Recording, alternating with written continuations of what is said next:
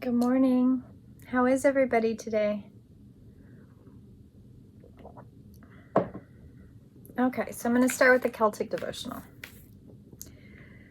I kindle my soul at the hearth fires of the kindler of souls. Breath of love, breath of light, breath of life, be upon the embers of my spring-awakened soul. Preserve my soul in gladness, may it flame forth with sun's returning glory. Bright mystery, free as a guest to enter me, always finding a welcome in my heart. All striving cease when I open the door to you. In the secret grove of my heart, may we ever meet. Teacher of my soul, I am inspired every time I contemplate your life. As the world celebrates the coming of spring, help me to follow the path of my life and walk with me. Give me light to meet the question of this day. And the theme of today is diving for light. Astra, come here, girl. Diving for light. Give me the light to meet the question of this day. Diving for light. I remember all newborn creatures about to begin their cycle of life. May they live in love and joyful awareness. All souls need nurture and the fostering of encouragement. May the love of the mother and father of souls fostering be in my heart, that I may encourage all who are despondent and without hope. I remember all who have made bad beginnings and now wish to amend their ways. May they receive the blessing of resolution, courage, and willingness to change, that the indwelling beauty of their lives may shine forth. Love that. Okay, so today's diving for light. I'll show you that card again. Isn't that beautiful? Love the seahorses. Look at the seahorses. Aren't they beautiful? Oh, I love how the artist did her hair. It's like a seashell. I remember the first time I saw this and thought, ooh, I wonder if I could make her collar. I still have this, I have a constant creative ongoing idea box in my head. And every once in a while I see a card and I go, oh, wouldn't it be cool to make that outfit? Or make that idea into an outfit. So today is diving for light. And this one's a couple pages long, but it's just really well written. And I want to read, not maybe all of it, but a chunk. You are diving for light. It can be so much simpler to seek light in the heavenly, in that which is blissful, sweet, loving, and kind. To look for the light in that which is dark is an advanced task that only a rebellious and brave heart will attempt. You may not feel that you've taken such a journey by choice, yet you have taken this wise challenge from deep within your soul. Your innermost being has evoked this situation in your life with the intention that you grow into power, wisdom, and creative. It is also you that experience a bold and fearless trust in life and become further empowered to live with zest and courage. The Diving for Light Oracle speaks of a time when you are called into darkness through life's circumstances, situations, and challenges that defy clear understanding. Darkness might be a creative block, a sense of being or void, a feeling of depression, rage, or sadness, or fear or anxiety. There may or may not be an obvious cause. The darkness might be generally accepted and socially acknowledged because there is a social acceptable obvious reason, such as death, divorce, or retrenchment. However, there may be no obvious justification for your experience of darkness. You might not need a reason to be able to accept it. Likewise, you may struggle to find an unconditional acceptance of your experience. Your creative process and your spiritual path go through a similar turning of the wheel. There is a spring and summer and a season for your soul, as well as the earthly ones. There is an autumn harvest and there is a death inherent in winter. When energy is concentrated and pulled within to seek out the darkness where it can rest, regenerate, and simply be, until the time is right for new life, energy, creative inspiration to burst forth. Astra, come here. Sorry, she's like howling in the hallway. Come here. Yeah, come here. When diving for light, one must be willing to bear the darkness and understand it has purpose, much like winter does upon Earth. It is not an error or lack of consciousness that you are here now. Astra, come here. It is testament to your spiritual growth and creative process, not a sign that you are lacking or stalling. The healing process below will help you with your inward plunging to successfully navigate it. This oracle brings guidance that although you are powerful, you are also vulnerable at this time. You need to be alert to sabotage and criticism that might make your progress more difficult. That would be rather unnecessary. At least some of the people around you might be more attached to their fear and doubt than to their faith in your process and the ways of creative, rebellious spiritual path that asks us to trust unconditionally. They might be frightened due to a lack of understanding. You don't need to carry their fear for them. You have your own process to attend to, and they can choose to be inspired by your journey or frightened by it. They are free to respond as they wish, and whatever those responses are, they are part of their journey for them to work through. This is not you. You also need to be vigilant against the dark forces within you. These are the voices that tell you not to expect. These are the voices that you may not expect, particularly if you are a pure-hearted being who typically resonates with love. These voices or feelings might surprise you with their dark intensity. Feelings of hate, terror, or wanting. They may contain vicious criticisms of yourself or your creative or criticisms of your inner creative work that might tell you you are pointless, unoriginal, or not worth it. These forces might tell you that you are on the wrong path, suggesting that you would fail. You must stay your heart and not believe in these dark forces. Stay in compassion. Fear creates the energy of hate, anger, and destructiveness. These forces are a part of life. We don't have to be frightened of them, nor do we need to deny their existence or try to ignore them. We just need to hold compassion and be intelligently aware so that we can avoid being seduced into the trap of needing to prove ourselves or into the mistaken belief that we need to fight against darkness. It's too easy to get caught up in trying to heal the dark. Darkness just is. Recognize it when it's there and be compassionate in your heart. All you need to do is make a choice. And your choice is diving for light. It is both a spiritual test and a threshold for creative work. We successfully navigate our way through the test and pass the threshold into a new creative space. Just remember, it is the light of the heart that sustains. It exists within us, even in the darkest depths in an unknown terrain. So she has a prayer here. She says, I call upon the presence of unconditional love. Be here now without restraint. Fill me and fill this space. Touch all beings with your grace. I feel the presence of unconditional love within me. I acknowledge the presence of unconditional love all around me. I am the presence of unconditional love, and in this love no fear can remain. May unconditional love guide any fear back into the light of love, back into the earth as it serves the greatest good. My body, mind, and heart and soul are now completely bathed and protected by unconditional love. Through my own free will, this is so. Astra's got the zoomy. So I'm going to read the prayer again because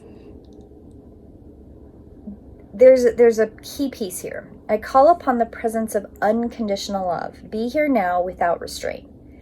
Fill me and fill this space. Touch all beings with your grace. I feel the presence of unconditional love within me. I acknowledge the presence of unconditional love all around me. I am the presence of unconditional love, and in this love no fear can remain. May unconditional love guide any fear back to the light of love or back into the earth as it serves the greater good. My body, mind, heart, and soul are now completely bathed in and protected by unconditional love. Through my own free will, this is so. So, diving for light.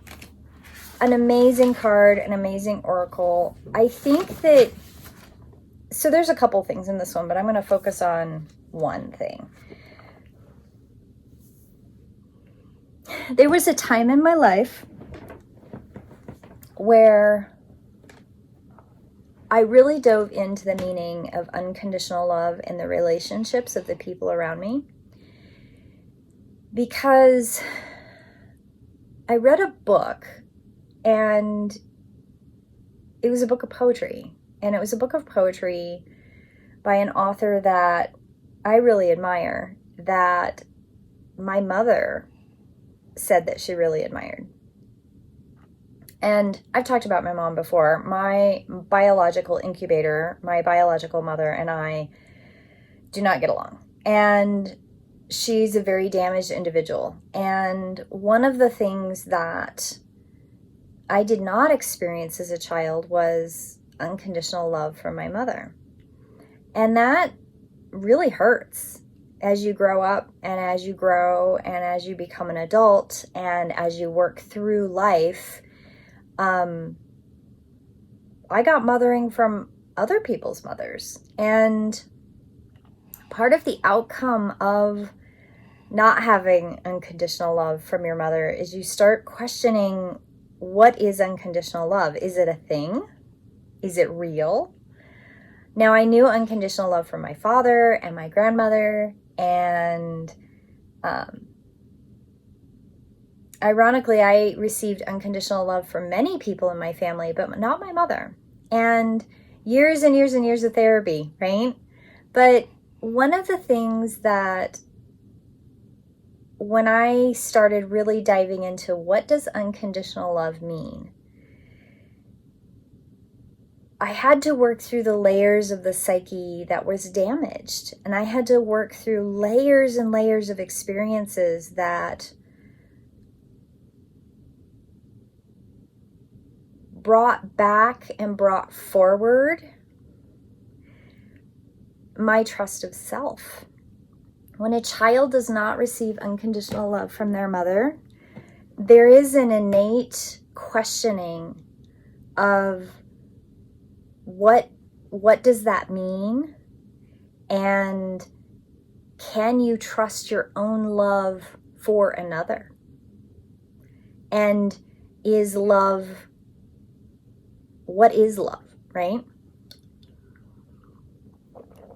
And one of the things that kind of bubbled out of all of those years of therapy and work was that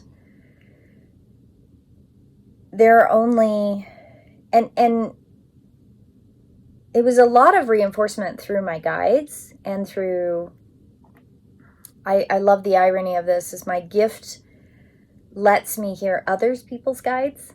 And one of the things that every single other guide that I have ever encountered, they have all welcomed me with, "Hello, Moon Eagle, we love you. Thank you for hearing us." And that blessing of my gift, I try to give back to every single person that I talk to tell them that their guides love them and their guides are love. And that unconditional love helped me get to a place where I could begin to trust that I had a journey and a purpose, and that journey and that purpose would take time, which is a weird thing by itself, but that unconditional love is just love. Love is love. It just is, just like darkness is, fear is. Fear can be transmuted into love every single time. Darkness is, it's just a state. It's an absence of light or a presence of all color. It depends on how you want to look at it. Are you looking at color theory, or are you looking at wavelengths? Darkness can be one or all of these things. And darkness is not negative. When you turn a light out in a room, it doesn't become evil all of a sudden. It just is. It's dark. It's an absence of a light bulb, right? It's an absence of that wavelength. in color theory, when you take all the colors and you blend them in together, you get black. All the colors together make one black color. It's not an absence, it's a presence of all. So when I'm looking at diving for light and I'm looking at the meaning of this color of this card, it's very much a journey of diving through the perceived idea of darkness into love and into light and into the presence of all. It's come up quite a bit actually in conversations over the last couple weeks. I think it's funny, like, people are so panicky about Mercury being in retrograde or Mars being in retrograde or all these things being in retrograde. And some people's blueprints are integrally connected in with astrology. Other people's blueprints are not. I'm a certified astrologer. I've done astrology for decades, and I will tell you that for the most part, retrograde doesn't even begin to affect me because my astrology chart isn't connected in with my blueprint. I have a totally different thing going on. And that's okay. And diving this particular card reminds me to share with you that we have choices. We have so many choices. And it's come up quite a bit lately that emotional healing from trauma and emotionally events that have really affected us, and I go back to my mother not giving me unconditional love, those things have to be journeyed through. They're like being in a room where the light bulb is off. It's like the event that created the trauma is the room with the light off. And you have to go through that dark room into the light. You have to find the light switch. And the light switch is on the opposite side of the room. And you can't get to it till you have gone through the dark room to turn the light on. And you have to choose to turn the light on. You have to choose to turn that fear, anxiety, resentment, deprivation.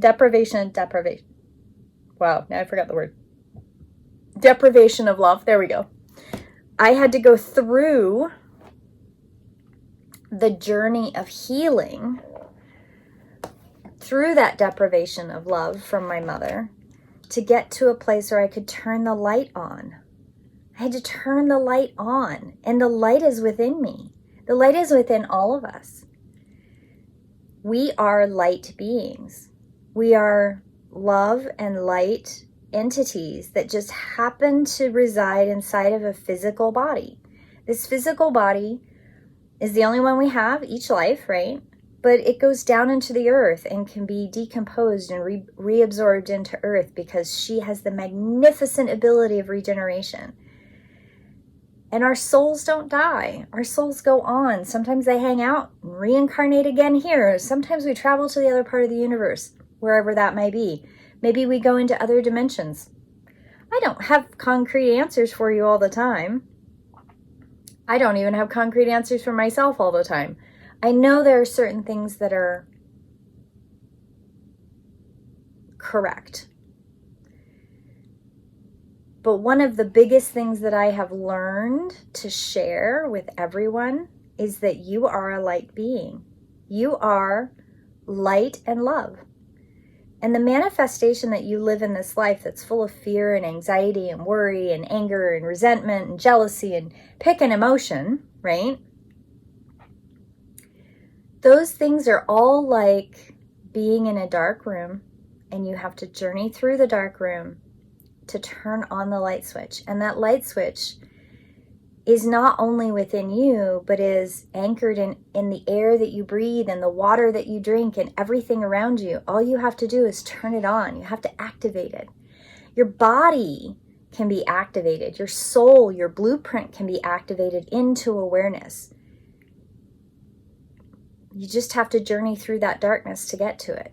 And it's not scary. Dark is just dark. It's not scary. It's not going to swallow you up. It's not going to eat you alive. It just is. And all those emotions that are residing in that darkness are emotions that are caused by something. They're caused by trauma or blueprint trauma or experiences in this life. I'll go back to my mother experience. My mother, in so many ways, is an awful human being. But she has her journey, and I can't own that journey. I mean, the little book talked about not owning other people. Yes, Astra? Astra has come to say hello. You gonna sit down? You can't own other people's stuff. And I did.